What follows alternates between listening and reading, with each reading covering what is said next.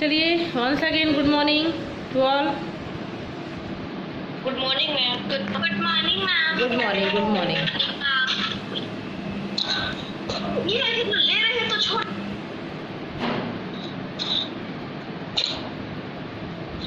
All of you mute themselves. सारे बच्चे अपने आप को म्यूट कर लेंगे। सौम्या श्रेया ऑडियो म्यूट कीजिए।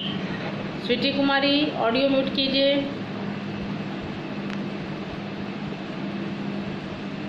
Good morning ma'am. Good morning.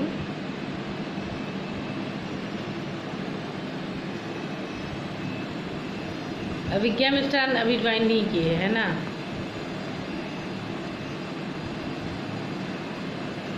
क्या करूँ बहुत ये आईडी सबके पास है ना जूम का। ये अब तो स्नैपवर्क ठीक हो गया है कि मुझे आईडी भेजना पड़ेगा। Yes ma'am. Yes ma'am. Ma'am अब कोई प्रॉब्लम नहीं है। सबको तो मिल ही जाता होगा। ओके चलिए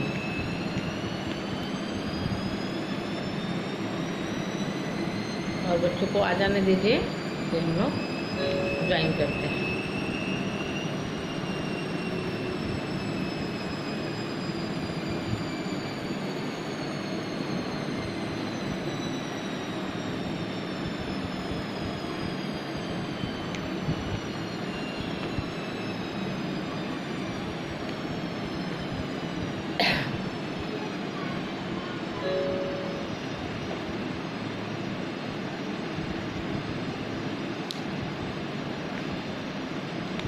चलिए हम लोग आज क्या पढ़ने वाले हैं। स्टोरी उस रात की बात। अब ये जो ये जो पाठ है हमारा उस रात की बात शीर्षक से थोड़ा सा लगता है ना कि ऐसी मतलब उसको शीर्षक से ही थोड़ा सा रोमांच पैदा हो जा रहा है ना कि आखिर उस कहानी में क्या है। ऐसा क्या है कि बिल्कुल ये उसका टाइटल ही रख दिया गया है उस रात की बात। क्या हुआ भाई उस कहानी में क्या है ऐसा। उस रात को ऐसी कौन सी घटना घटी कि उसमें मतलब सही है हॉरर मूवी की तरह। उस रात की बात क्या हो गई ऐसी कौन सी बात हो गई कि हमें उस कहानी का नाम देना पड़ा उस रात की बात। तो सच्चाई है कि ये कहानी जो है ये हमारे लेखक की है और लेखक के साथ ऐसी घटना घट जाती है कि उस रात एक ऐसी घटना घटती है। हम लोग कहानी के माध्यम से जानेंगे कि कैसे। Good morning ma'am. Good morning good morning. कि लेखक कैसे उस कहानी को मतलब उस दिन से उस रात की बात उस रात को ऐसा कुछ लेखक के साथ हुआ कि वो अपने आप में बदलाव लाते हैं अपने आप में चेंज लाते हैं है ना। कहानी मैं पहले तो थोड़ा सा उसका सारांश बताऊंगी और फिर आप लोग से रीडिंग करवा कर और फिर उस कहानी को हम लोग समझेंगे। पहले थोड़ा सारांश बता देती हूँ कि क्या है उस कहानी में। लेखक जो है वो दोपहर का समय होता है और अपने घर में आराम कर रहे होते हैं। तभी दरवाजे पर घंटी बजती है और जब वो अपनी बेटी को दरवाज़ा खोलने के लिए कहते हैं तो सामने क्या देखते हैं कि एक बूढ़ी लाचार सी औरत उनके सामने खड़ी है बेटी के सामने और वो कुछ पैसे की मदद मांगती है। कुछ पैसे मीन्स कि कुछ पैसे 50 पैसे या 1 रुपये नहीं कुछ रुपए उसको चाहिए होते हैं। उसकी वो मदद मांगती है क्यों क्योंकि उसका बेटा बीमार है और वो हॉस्पिटल में एडमिट है ना। तो जब वो कहती है कि मुझे कुछ पैसों की ज़रूरत है घर में कोई है तो उनसे कहो मुझे दे देंगे और जब मेरा बेटा ठीक हो जाएगा मेरे पास पैसे आएंगे तो मैं लाकर आपको दे दूँगी।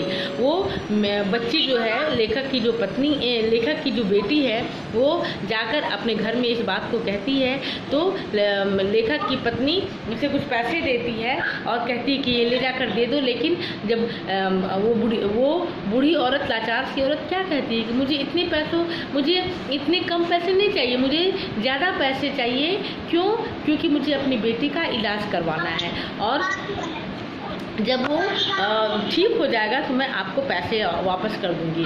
उधर से लेखक जब उनकी बात सुनते हैं तो क्या कहते हैं कि सब ऐसे ही झूठ बोलकर और बहाने कर कर आ जाते हैं, कह दो कि हमारे पास एक भी पैसे नहीं है। और तब लेखक की पत्नी को थोड़ी दया आती है, तो वो कुछ 5 रुपये या 1 रुपये बढ़ा जाकर देती है, लेकिन वो लेने से इनकार कर देती है और वो वहाँ से चली जाती है। लेखक भी कहता है कि दरवाज़ा बंद कर दो। और हम ऐसे लोग बहुत हमने देखे हैं, ऐसे बेटों के बहाने से मतलब बीमारी के बहाने से, तरह तरह के बहाने से वहाँ आ जाते हैं, और लेखक भी मना कर देते हैं उस बुढ़िया की मदद करने से। बात आई गई ख़त्म हो जाती है और लेखक अपने काम में लगे रहते हैं। एक दिन की बात है, कुछ समय बीत जाता है, तो एक दिन की बात है कि लेखक पहाड़ उधर बहुत दूर कहीं चले जाते हैं, और जब लौट रहे होते हैं तो काफ़ी रात हो जाती है, और तभी अचानक उनकी बाइक जो है वो ख़राब हो जाती है। और वो बहुत ही ख़तरनाक जगह है, जहाँ उनकी गाड़ी ख़राब होती है, थोड़ी ख़तरनाक जगह है, वहाँ रुकना खतरे से खाली नहीं, वो वहाँ नहीं रुक सकते। और क्या देखते हैं कि चारों तरफ बिल्कुल ही अंधेरा छाया हुआ है, और दूर जब वो नज़र घुमाते हैं तो दूर एक पहाड़ी के पास कुछ बस्ती है, और वहीं एक झोपड़ी में थोड़ी सी बत्ती जल रही होती है। वहाँ से रोशनी आती है। लेखक अपनी गाड़ी वहीं छोड़कर और वहाँ उस बस्ती में जाते हैं, जहाँ की वहाँ से वो प्रकाश आ रहा होता है। वहाँ जब जाते हैं और लेखक जब दरवाज़ा खटखटाते हैं तो सामने से एक बुढ़िया निकलती है, और हाथ में वो लालटेन ली हुई होती है, और आकर पूछती है कि क्या बात है। उसका बेटा भी आ जाता है, और साथ में उस बुढ़िया का पति भी आ जाता है। तीनों लोग बाहर आते हैं। लेखक क्या कहते हैं कि मेरी गाड़ी रास्ते में ख़राब हो गई थी, अब काफ़ी अंधेरा है और मुझे समझ नहीं आ रहा है कि उसमें क्या खराबी है, मुझे पता नहीं है कि मैं क्या करूं। लेखक की वो बुढ़िया क्या कहती है, कोई बात नहीं, अभी तो कोई भी कारीगर, जिसको मैकेनिक हम लोग कहते हैं, मैकेनिक नहीं मिलेगा। आप रात यहीं रुक जाइए, और कल सुबह होते ही मेरा बेटा और मेरे पति जाकर आपके इस गाड़ी को बनवा देंगे, और तब चले जाइएगा। लेखक को उन लोगों की उसकी बात अच्छी लगती है, और लेखक भी मान जाते हैं। अचानक लेखक अंदर आते हैं तो क्या देखते हैं, उन लेखक को ऐसा लग रहा होता है कि उस बुढ़िया को उन्होंने कभी देखा है। और जब वो जैसे ही अंदर आते हैं, बुढ़िया के जो अपने घर में, वो लोग तो काफ़ी गरीब थे ना, अपने घर में 3 लोगों के लिए जो उसने खाना बनाया था उसी में 4 हिस्से करती है और लेखक को भी खिलाती है। लेखक को जब हाथ धुलवाने जा रही होती है लालटेन लेकर, तो अचानक उस लालटेन की रोशनी से बुढ़िया का चेहरा नज़र आता है, और लेखक को याद आ जाता है कि ये वही बुढ़िया है जो कुछ समय पहले, 1-2 महीने पहले अपने बेटे के इलाज के लिए उनसे पैसे मांगने उनके घर गई थी, और उन लोगों ने देने से इनकार कर दिया था। बुढ़िया को लेखक को अंदर ही अंदर बहुत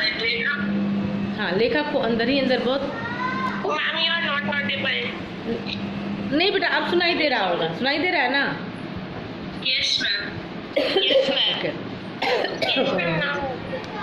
तो लेखक को काफ़ी अफसोस होता है, अफसोस का अपने आप पे बहुत ग्लानि महसूस होती है, बहुत शर्मिंदा होते हैं लेखक, और किसी तरह वो जो रोटी बुढ़िया खाने के लिए देती है, उन्हें ये ऐसा वो समझ जाते हैं, जब बुढ़िया रोटी खाने के लिए देती है तो वो खाना उनके गले के नीचे नहीं उतरता है। क्यों? क्योंकि वही बुढ़िया जो उनके घर कुछ दिन पहले कुछ पैसे मांगने गई थी, उन लोगों ने देने से इनकार कर दिया था, उनके पास था इसके बावजूद, लेकिन आज इन लोगों के पास कुछ भी नहीं है। 3 लोगों का जो खाना है उसमें उस बुढ़िया ने 4 हिस्से किए हैं, और उसमें से उस लेखक को खिला रही है। लेखक रात भर यही सोचते रह जाते हैं कि उन्होंने उन लोगों के साथ बहुत गलत किया है, बुढ़िया के साथ बहुत गलत किया, और उन्हें ध्यान आता है कि ये वही बेटा है जो कुछ महीनों पहले हॉस्पिटल में एडमिट था, अस्पताल में था। रात भर किसी तरह वो बहुत चिंता में रहते हैं, उन्हें बहुत अफसोस होता है, और कब उनकी आंख लग जाती है उनको पता नहीं चलता है। जब उनकी आंख खुलती है तो क्या देखते, बुढ़िया जगाने आती है और क्या कहती है कि आइए आप मुंह हाथ धो लीजिए। और जब वो बाहर मुंह हाथ धोने जाते हैं तो क्या देखते हैं कि उनकी गाड़ी को बुढ़िया का पति और उसका बेटा ठीक करा रहा होता है, और वो बनवा कर रख देते हैं वहाँ। और क्या कहते हैं कि साहब ले जाइए, आज आपकी गाड़ी घर तक जाने के लिए बिल्कुल सही हो गई है। लेखक को काफ़ी अफसोस होता है और वो वहाँ से उन लोगों का शुक्रिया अदा करके वहाँ से चले जाते हैं। जब घर जाते हैं तो पूरी कहानी अपनी पत्नी को बताते हैं और उसके बाद से वो अंदर ही अंदर ये अफसोस तो कर ही रहते और अंदर ही अंदर ये कसम खाते हैं कि आज के बाद वो ऐसा कोई काम नहीं करेंगे जिनसे उनको कि भविष्य में अफसोस हो। हर लोगों की, ऐसे लोगों की मदद करेंगे जो कि ज़रूरतमंद है ना। तो ये मैंने सारांश बताया। अभी हम लोग कहानी पढ़ेंगे तो बहुत सारे ऐसे वाक्य उसमें आएंगे जो कि आपको जानने होंगे। ठीक है, तो अब हम लोग थोड़ा सा कहानी, आप लोग पहले, मैं 1 बाय 1 बच्चों को बोलूँगी, आप रीडिंग डालेंगे और तब मैं उसको समझाऊंगी, क्योंकि मैं देखती हूँ कि आप लोगों को, कुछ बच्चों को पढ़ने में दिक्कत होती है। 7th स्टैंडर्ड में आप आ गए हैं लेकिन फिर भी आप लोगों को पढ़ने में दिक्कत होती है। ठीक है,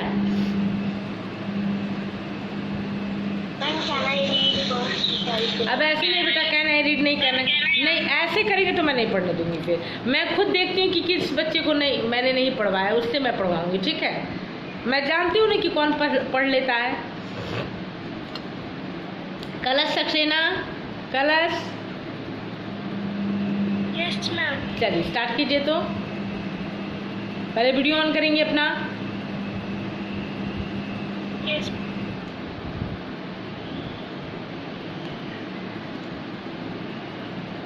चलिए वीडियो ऑन कीजिए।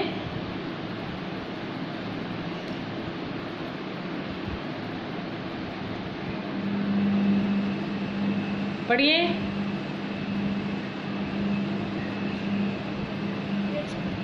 जिंदगी में कभी कभी ऐसी अनहोनी घटना घट जाती है। आपको वीडियो ऑन करने में कोई दिक्कत है कलश? मैम मेरा कैमरा उस पर ठीक नहीं है। ऐसा कैसे हो गया? सारे बच्चों का कैमरा एक साथ खराब हो, तो आप बनवा लीजिए ना उसको। आप लोग को इसी से अभी पढ़ना है, अभी तो स्कूल खुल भी नहीं रहा है। चलिए पढ़िए, पढ़िए। Yes ma'am. जो आदमी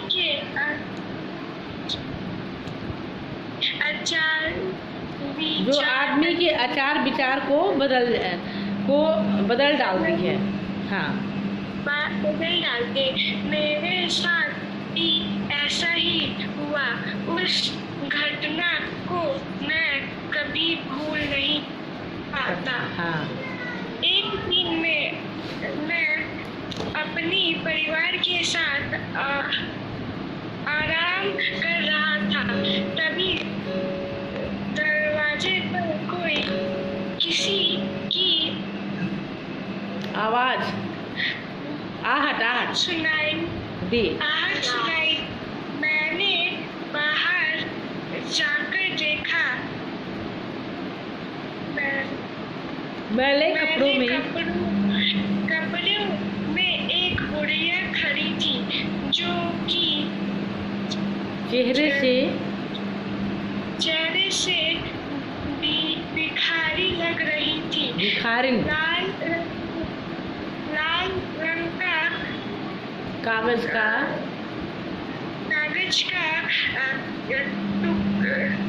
टुकड़ा मेरी और बढ़ाती हुई बिलख कर रो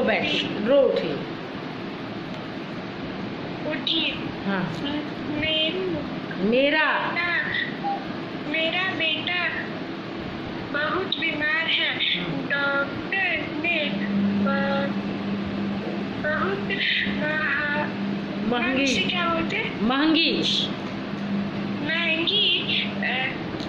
दवा लिखी है। दवा लिखी है। मेरे पास पैसे नहीं है, कुछ सहायता कर दीजिए। भगवान आपका भला करे। मैं समझ गया यह कभी मांगने का बहाना है। आप भीख है वहाँ पे। हाँ, यह भीख मांगने का बहाना है। कलश आप घर में पढ़ा कीजिए, ठीक है ना। 7th स्टैंडर्ड में आप पढ़ रही हैं और इस ढंग से अगर आपकी पढ़ाई होगी तो फिर तो बहुत शर्म की बात है। आपका 6 में एडमिशन हुआ था ना? Yes ma'am. आप न्यू एडमिशन है, मुझे पता है। घर में पढ़ा कीजिए बेटा, ऐसे काम नहीं चलेगा। आप घर में न्यूज़पेपर पढ़िए, अपनी बुक को पढ़िए। चलिए आगे बढ़िए। Yes ma'am. अक्सर लोग ऐसे करते हैं, कभी धर्म के नाम पर, कभी अकाल, कभी बाढ़ भिखारी के नाम पर, बाढ़ या बीमारी के नाम पर। हाँ, भिखारी नहीं कहलाते, लेकिन अधिक पैसे पा जाते हैं, लेकिन पैसे अधिक पा जाते हैं।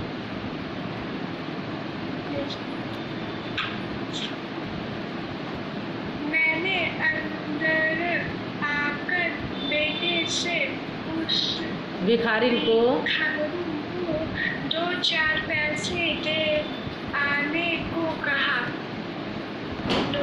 लौट कर बेटी ने बताया, वह कह रही है कि मैं भिखारी नहीं हूँ। बेटे के इलाज के लिए सहायता मांग रही हूँ। हाँ, देखिए, स्टॉप कलश, स्टॉप। आप घर में पढ़िएगा, आपको बहुत दिक्कत हो रही है पढ़ने में। मैं फिर आपसे नेक्स्ट डे भी पढ़वाऊँगी। चलिए, इसमें क्या कह रहा है कि ज़िंदगी में कभी कभी ऐसी अनहोनी घटना घट जाती है जो आदमी के आचार विचार को बदल देती है। मेरे साथ भी कुछ ऐसा ही हुआ। उस घटना को मैं कभी भूल नहीं पाता। ये किसका कथन है? ये लेखक का कथन है। लेखक क्या कह रहे हैं कि कभी कभी ज़िंदगी में हमारे साथ ऐसा कुछ घट जाता है जो कि हमारे आचार विचारों को बदल देता है, और मेरे साथ भी कुछ ऐसा ही हुआ। और ऐसा वो उस रात को हुआ। उस रात की बात जो है, जिसका जैसे शीर्षक है, तो उस घटना को मैं कभी भूल नहीं पाता। लेखक के साथ एक घटना घटी जिससे कि लेखक के आचार विचार में परिवर्तन हुआ। क्या हुआ? एक दिन मैं अपने परिवार के साथ आराम कर रहा था, तभी अचानक दरवाजे पर किसी की आहट सुनाई दी। मैंने बाहर जाकर देखा तो वहाँ बुढ़िया खड़ी थी। उसके चेहरे से भिखारिन लग रही थी। हालांकि वो भिखारिन नहीं थी। उसने बाद में बताया कि मैं भिखारिन नहीं हूँ। उसने एक लाल रंग का पुर्जा दिखाया लेखक को, और क्या कहा कि मेरा बेटा बीमार है और उसे कुछ पैसों की ज़रूरत है, क्योंकि डॉक्टर ने जो दवाई लिखी है वो काफ़ी महंगी है और उसके पास उतने पैसे नहीं थे। लेकिन लेखक के मन में उसको देखकर क्या आया कि वो लेखक ने क्या कहा कि वो समझ गए कि यह भीख मांगने का एक बहाना है, और तरह तरह से बहाना बनाकर ऐसे लोग चले आते हैं। और अधिकतर ऐसा होता है, और इसी के साथ बुढ़िया के साथ भी यही हुआ। क्योंकि लोग ऐसा करते थे कुछ, तो बुढ़िया सही थी, लेकिन फिर भी लेखक ने बुढ़िया को यही समझा कि ये बहाना बना रही है। और लेखक ने मनी मन और क्या सोचा कि ऐसे लोग कभी धर्म के नाम पर, कभी अकाल के नाम पर, और कभी बाढ़ या बीमारी के नाम पर चले आते हैं, जैसे कि बुढ़िया आई। और तब लेखक अंदर आकर और क्या कहते हैं, अपनी बेटी को कहते हैं कि 2-4 पैसे देकर कहते हैं जाओ उस बुढ़िया को दे दो। बेटी लौट कर आती है और क्या कहती है कि वो कह रही है कि वो भिखारी नहीं है, बेटे के इलाज के लिए उससे वो सहायता मांग रही है, और जब उसके पास पैसे आएंगे वो वापस कर देगी, है ना। 1 मिनट, किसी बच्चे को अनम्यूट करती हूँ।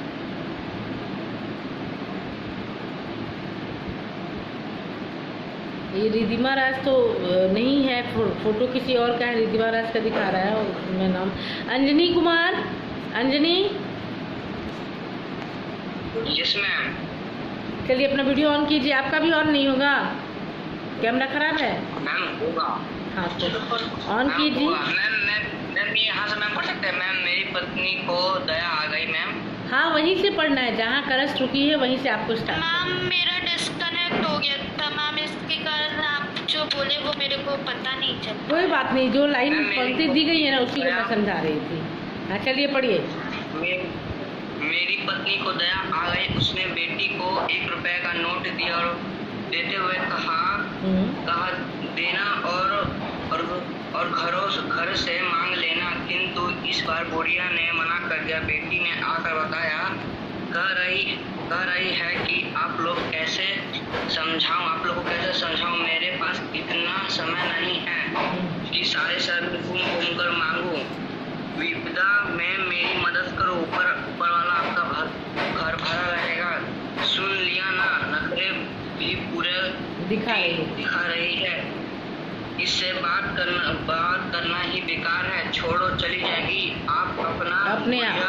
बुढ़िया ने 2-3 बार आवाज लगाई, फिर निराश होकर चली गई। इस घटना के ठीक 3 महीने बाद किसी काम से मुझे शहर से दूर जाना पड़ा। मैं मोटरसाइकिल से ही गया और उसी से लौट रहा था कि एक बियाबान यानी सुनसान जगह, बियाबान में मेरी गाड़ी का इंजन खराब हो गया। मैंने ठीक कराने की कोशिश की, पर सब बेकार। चारों तरफ नजर दौड़ाकर देखा तो कहीं कोई बस्ती या कस्बा दिखाई नहीं दिया। कस्बा। चलिए रुकिए, अंजनी स्टॉप। Yes ma'am. कस्बा मतलब क्या होता है? कस्बा यानी बस्ती, मतलब 5-6 घर बने होते हैं, कम घर होते हैं, छोटे छोटे झोपड़ी टाइप घर होते हैं, उसको ही कस्बा कहते हैं, है ना। तो अब इसमें क्या है, लेखक क्या कह रहे हैं कि जब वो अपने बेटी से पैसे भिजवाए तो बुढ़िया ने क्या कहा कि मुझे बच्चे के इलाज के लिए चाहिए, मैं भिखारी नहीं हूँ। और तब उनकी पत्नी को दया आ गई और पत्नी ने 1 रुपये का नोट भिजवाया। तब दोबारा बच्ची लौट कर आती है और क्या कहती है कि उस बुढ़िया का कहना है कि आप लोग समझते क्यों नहीं, मैं भिखारी नहीं हूँ और मेरे पास इतना समय नहीं है कि मैं घर घर घूमकर और पैसे लोगों से मांगूँ। और मैं आपको उम्मीद दिलाती हूँ कि अगर आप मुझे पैसे देते हैं तो मैं निश्चित रूप से जब मेरे पास पैसे आएंगे तो मैं वापस कर दूँगी। और तब लेखक को गुस्सा आ जाता है और लेखक क्या कहते हैं कि देख लिया ना, सुन लिया ना, नखरे भी पूरे दिखा रही है, चलो छोड़ दो, अब दरवाज़ा बंद कर दो, ये अपने आप चली जाएगी। और सच में कुछ समय बाद वो बुढ़िया तो चली ही गई होगी वहाँ से, क्योंकि इन लोगों ने तो पैसे दिए नहीं। अब 3 महीने बाद क्या होता है कि अचानक से लेखक को कुछ काम याद आ जाता है और वो जब शहर जा रहे होते हैं तो शहर जाकर काम करके और उसी दिन उनको लौटना होता है, वो लौट रहे होते हैं तो अचानक से उनकी मोटरसाइकिल ख़राब हो जाती है और बिल्कुल बियाबान जगह है, यानी कि सुनसान जगह है, वहाँ दूर दूर तक कुछ भी नहीं है। और बहुत कोशिश की लेखक ने कि उनकी गाड़ी बन जाए, लेकिन सब बेकार, खुद उनकी कोशिश बेकार चली गई। चारों तरफ नज़र दौड़ाए और क्या देखा कि कहीं कोई बस्ती या कस्बा दिखाई नहीं दिया। धीरे धीरे रात गहराती जा रही थी, आसपास खड़े पेड़ पौधे भी डरावने लगने लगे थे और अब वो तो शाम का समय था, धीरे धीरे रात होने लगी और जितने भी पेड़ पौधे थे वो भी डरावने नज़र आने लगे थे।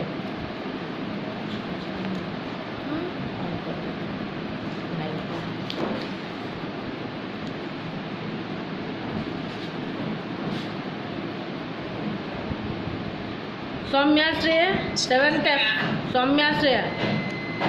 Excuse me ma'am. हाँ मैम, गीदरो का मतलब क्या होता है? क्या? गीदरो का मतलब? अच्छा अभी हम लोग पढ़ेंगे, सुनाई नहीं दे रहा आप क्या बोल रहे हैं। हाँ आप अभी हम लोग पढ़ेंगे तो उसमें बता दूंगी। चलिए, सौम्याश्रय नहीं है, यश कुमार, यश कुमार। अब आप लोग मैसेज डालेंगे कैन आई रीड, तो मैं उसका तो नाम ही नहीं बोलूंगी। शिवम राज आप पढ़िए, शिवम राज। Yes ma'am. पढ़िए।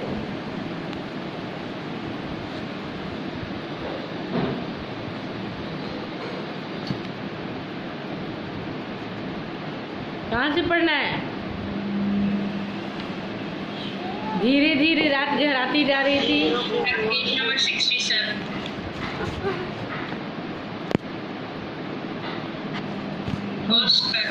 पढ़िए।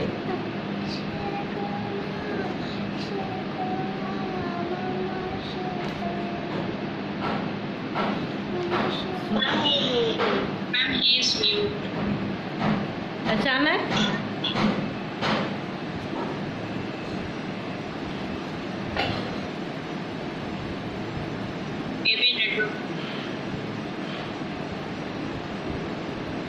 मैंने स्क्रीन शेयर कर दिया है, अगर बुक नहीं है तो भी आप देख सकते हैं। दिखाई दे रहा है? Yes ma'am. तो शिवम को क्या प्रॉब्लम है? मैम ये वाला पेज नहीं है, ये मैम इसका नेक्स्ट पेज 7 पेज नंबर है। ओके 67 पेज नंबर है। हाँ चलिए पढ़िए। धीरे धीरे रात गहराती जा रही थी।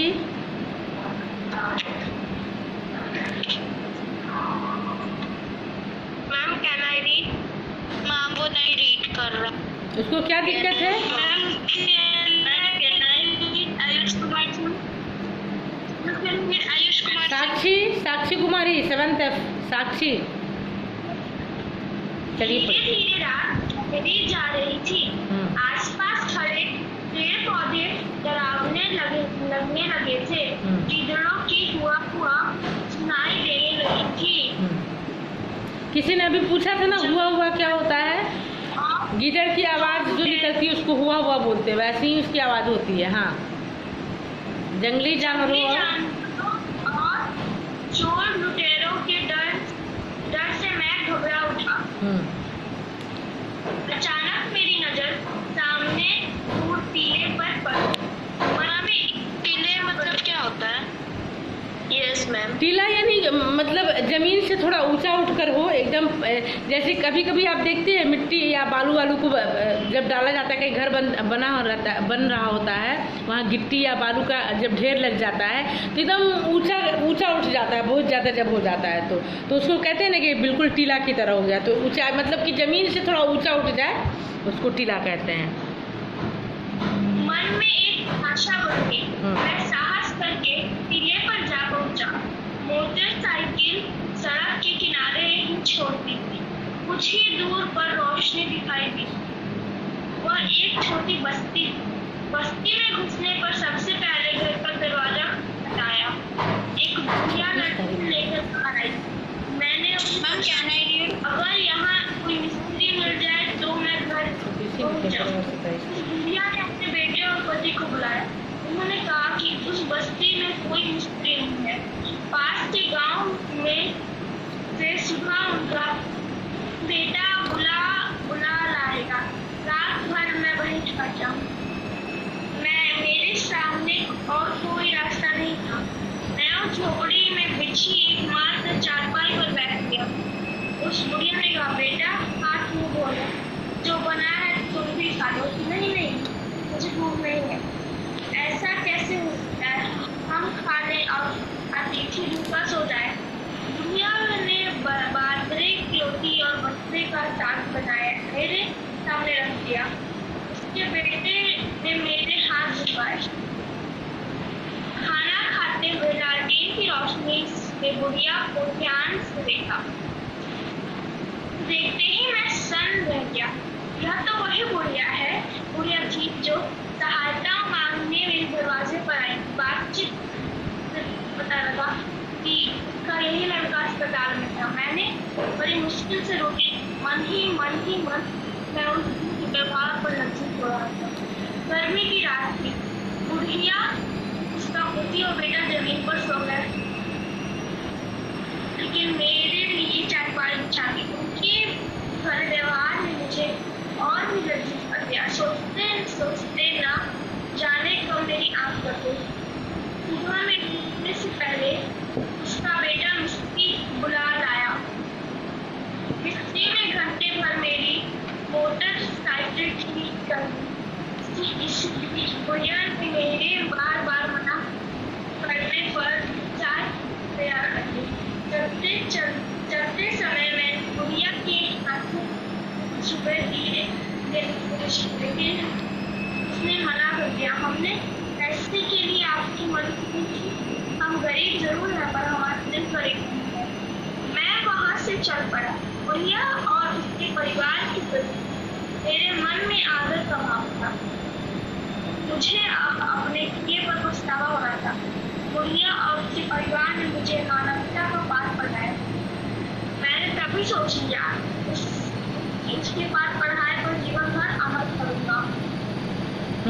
मिथिलेश्वर, देखिए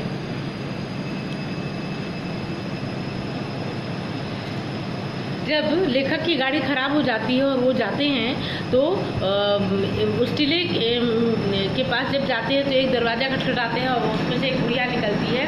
जब लेखक अपनी बुरी बात बताते हैं कि मेरी गाड़ी ख़राब हो गई है, मुझे अपने घर पहुंचना है, लेकिन अभी बुढ़िया क्या करती है, अपने घर से अपने पति और अपने बेटे को बुलाकर लाती है। वो लोग क्या कहते हैं कि अभी तो कोई भी मिस्त्री आपको नहीं मिल पाएगा, सुबह होगी तभी आपकी गाड़ी बन सकती है, आज रात आपको यहीं रुकना पड़ेगा।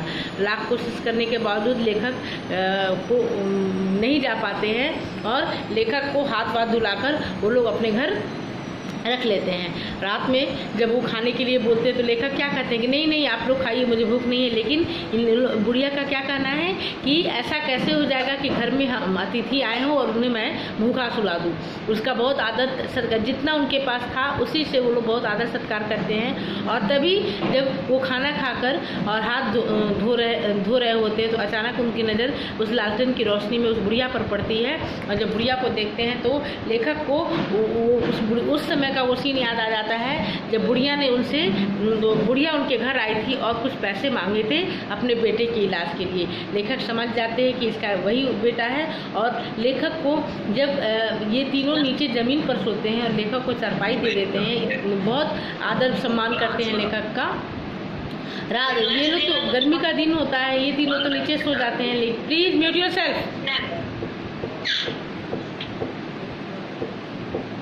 तो लेखक का बहुत सम्मान करते हैं और रात भर लेखक को नींद नहीं आती है, यह सोचकर कि उन्होंने बुढ़िया के साथ कैसा दुर्व्यवहार किया था। क्या कहा था कि ये लोग ऐसे ही धर्म के नाम पर, कभी बच्चे की बीमारी के नाम पर, कभी बाढ़ के नाम पर पैसे मांगने आ जाते हैं। लेकिन सच्चाई तो यही थी कि बुढ़िया का बेटा बीमार था। और तब जब सुबह होती है तो उतनी देर में बुढ़िया का बेटा मिस्त्री बुला लाता है और उनकी वो गाड़ी ठीक करवा देता है। और तब तक बुढ़िया चाय भी तैयार कर देती है, चाय भी पी लेते हैं। और जब वो जाने लगते हैं तो बुढ़िया के हाथ में कुछ पैसे देते हैं। तब वो क्या कहती है कि नहीं साहब, हम लोग गरीब ज़रूर हैं लेकिन अतिथि से कोई पैसा हम लोग नहीं लेते हैं। आपने हमसे मदद मांगी और हमसे जितना बन पड़ा हम लोगों ने किया। और वो पैसे लेने से साफ मना कर देती है। लेखक तो वहाँ से चले जाते हैं, लेकिन रात की उस घटना से लेखक को मानवता का पाठ मिल जाता है और वो कसम खाते हैं कि आज के बाद ऐसा किसी भी गरीब के साथ वो इतना खराब व्यवहार नहीं करेंगे। देखिए, लेखक की भी गलती नहीं थी इसमें। ये ऐसा समय है कि आप आज की तारीख में किसी भी लोगों पर आप विश्वास नहीं कर सकते हैं। और जब ये कहानी लिखी गई थी तो उस वक्त, अभी तो हम लोग अपने लोगों को भी ऐसा समय आ गया है, ये कोरोना आ गया है कि अपने लोगों को भी घर में नहीं बुलाते हैं। और जब ये कहानी लिखी गई थी तो उस वक्त तो वाकई में ऐसी घटना घटती थी कि तरह तरह के लोग आते थे और कभी कभी तो ऐसे बच्चे भी आते थे। और जब हम लोग छोटे थे उस वक्त, मुझे याद है एक छोटा बच्चा हमारे घर आया था और वो कागज़ पर ये लिखवा कर लाया था कि वो बोल सुन नहीं सकता है, उसको पढ़ने की ज़रूरत है, उसके लिए उसे पैसे चाहिए थे।